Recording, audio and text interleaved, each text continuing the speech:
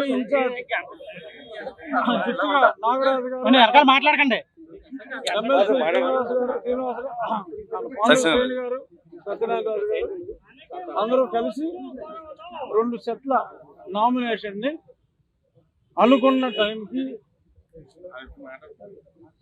అనుకున్న ముహూర్తానికి సబ్మిట్ చేయడం జరిగింది. సో అద్భుతమైన విజయాన్ని అందించాలని చెప్పి మీడియా ద్వారా కోరుకుంటున్నాం. చాలా మంది చాలా ఎదురు చూశారు. కొంతమంది రామరాజు గారు నేను విడివిడిగా ఉంటామని, కలిసే ఉన్నాము, కలిసే ఉంటాం, ముందు కూడా కలిసే ఉన్నాం. మాట్లాడకండి. కష్టపడి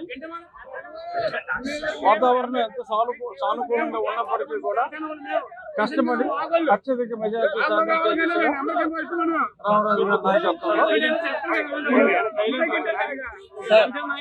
ఇప్పుడు మొన్న పీవీఎల్ గారు ఇక్కడ నామినేషన్ వేస్తా కంచుకోట బద్దలు కొడతారని విలేకరులు అడిగిన ప్రశ్నకి ఆల్రెడీ 3 వ్యక్తులు వచ్చి వాళ్ళ కోట వాళ్ళే పగల కొట్టేసుకున్నారు, ఇంకా మేము పగల కొట్టేది ఏముంది, మాదే గెలుపు అని చెప్పేసి ఆయన మొన్న ప్రెస్ మీట్ లో చెప్పారు. సో ఇప్పుడు ఆయన ఓటమి అంగీకరించినట్టే కదా, కోట బదలు కొట్టలేదు కదా. మా కోట చెప్పు చెదరదు, మా స్నేహం చెప్పు చెదరదు. పక్క వాళ్ళు కొట్టుకుంటారని బాగుపడతామని చూసేవాళ్ళు ఎప్పుడు మన లోకల్ భాషలో చెప్తే బాగోదు కాబట్టి అంతే. కొండేపూడి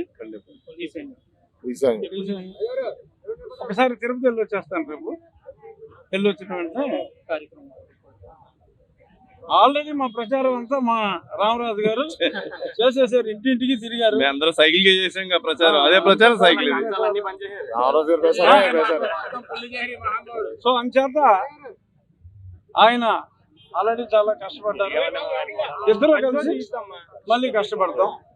ఇంటింటికి ప్రచారం, సూపర్ 6 అన్నీ కూడా రామరాజు గారు క్లియర్ గా అందరికి గత 6-8 నెలలుగా ఎక్స్ప్లెయిన్ చేయడం జరిగింది. సో వీలైనన్ని స్ట్రీట్ కార్నర్ మీటింగ్లు, సమయం తక్కువ ఉంది కాబట్టి వీలైనన్ని స్ట్రీట్ కార్నర్ మీటింగులు చేయటం. మా ఇంట్లో వాళ్ళందరూ కూడా ప్రచారంలో పాల్గొంటారు. నా కుమారుడు సెపరేట్గా, కుమార్తె సెపరేట్గా, నా వైఫ్ సెపరేట్గా, వాళ్ళు డోర్ టు డోర్ వాళ్ళ ప్రచారం ఉంటుంది. అలాగే మా ప్రచారం కూడా. ఈయనంటే ఎంపీ కదా, ఆరూరులో తిరగాలి. సో ఇక్కడ ఉన్నప్పుడు ఈయన ఇక్కడ ఉంటాడు. మా ప్రచారం స్పీడ్గా. మీడియా ముందు ఏం మాట్లాడుకుంటాం, బాగుంది కదా. వస్తే ఆహ్వానిస్తారండి. శివరామరాజు గారు కూడా కలిసి వస్తారని మా ఆశాభావం. ఎందుకంటే మాతృ సంస్థతోనే ఉంటారనేది మా ఆశాభావం, వేరే సంస్థకి వెళ్ళదని అనుకుంటున్నాను.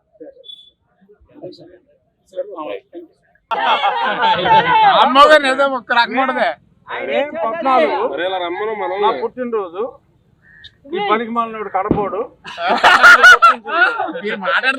అదే మే 14వ తారీఖు, అంటే 13 రిజల్ట్స్ సర్వేలు అన్నీ వాడికి వస్తాయి. 14వ తారీఖు ఇంకా వాడు కొంపలోంచి బయటికి రాడు.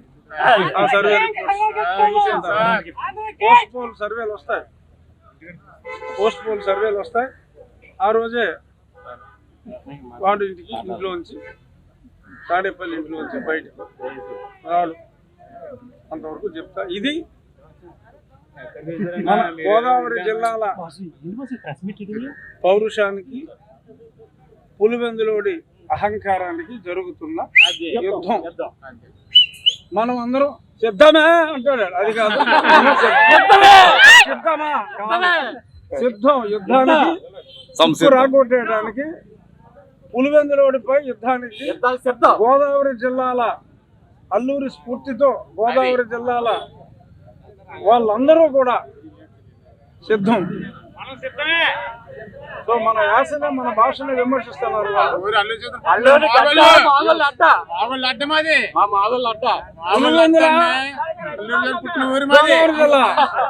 అంతే పోటీ. రాయలసీమ అన్నం పులివెందులోడికి, ఇక్కడ పుట్టిన పులిబిడ్డలకి పోటీ. ఆ పులివెందులోని తరివేద్దాం, ఆ గ్రామ సింహాన్ని తరివేద్దాం.